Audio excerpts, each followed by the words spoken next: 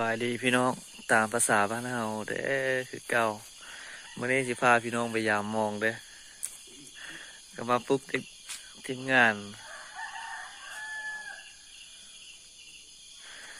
ตอนนี้ก็ได้เป็นเวลา4 โมงครึ่งพี่น้อง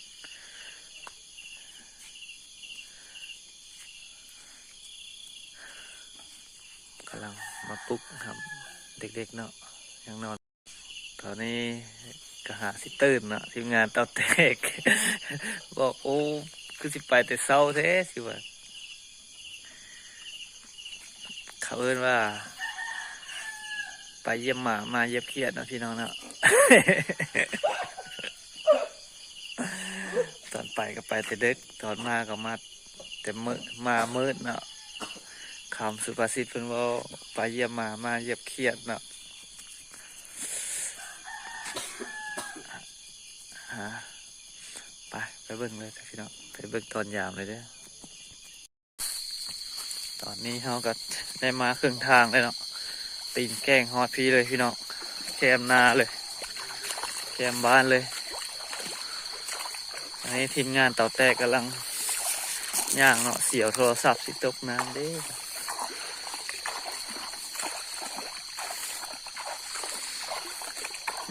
กบ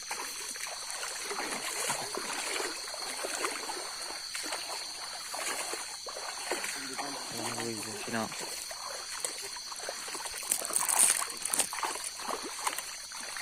ฝากทักทายหน่อยเด้อพี่น้องเด้อ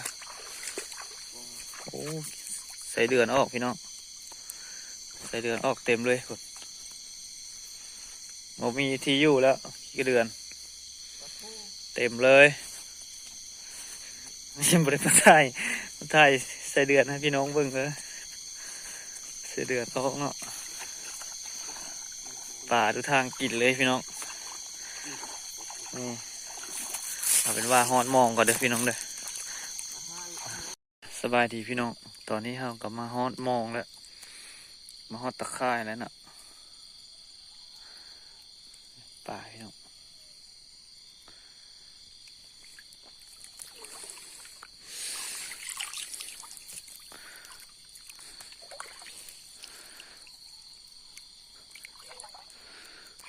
ตอนนี้บ่ค่อยถือพี่น้องเลยถือบ่หลายเนาะป่าโยนนี่พี่น้องนะป่ายกให้พี่น้องเบิ่งก่อนเนาะเพราะว่าบ่มีมือกล้องเลยพี่น้อง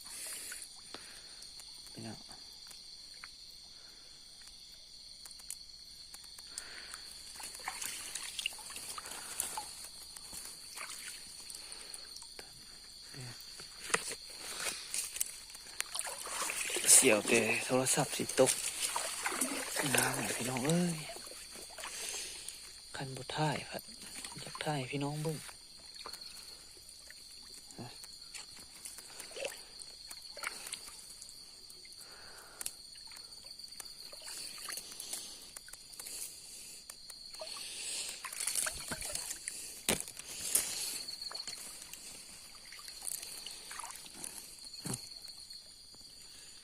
พี่น้อง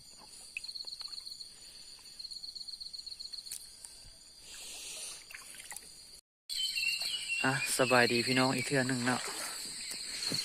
ตามภาษาบ้านเฮาคือเก่าพี่น้องฝากรักทายหน่อยเด้อมาเบิ่งมองตอนที่2พี่น้อง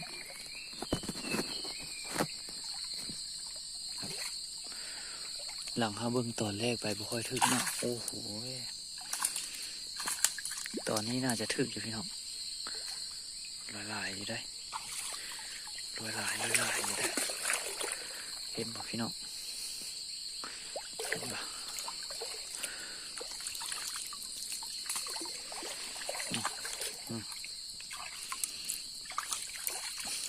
โอ้เถอะใหญ่ได้พี่น้องเลยไซส์ใหญ่ได้4 นิ้วเด้อบ่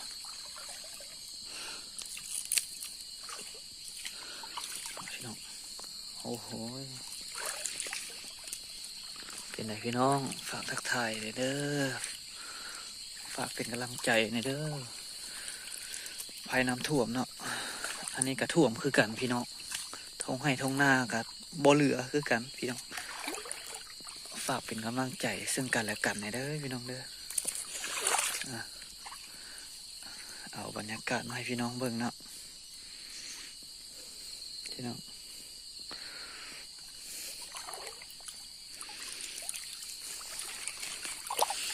อันนี้ก็ท่วมมิดเลยเนาะนาพวกข้าพี่น้องบ่เหลืออย่างเลยลักมองล้มพี่น้อง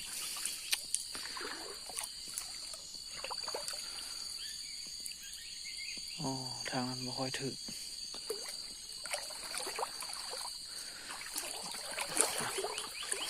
เอาเป็นว่าคลิปนี้ก็บ่มีอย่างหลายเลยพี่น้องเด้อฝากเป็นกำลังใจกดไลค์กดแชร์อย่าลืม Subscribe และกดกระดิ่งนำเด้อพี่น้องเด้อ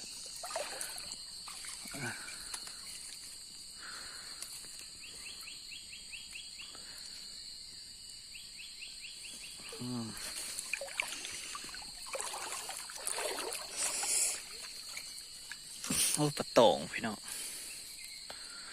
ปลาตองเนาะ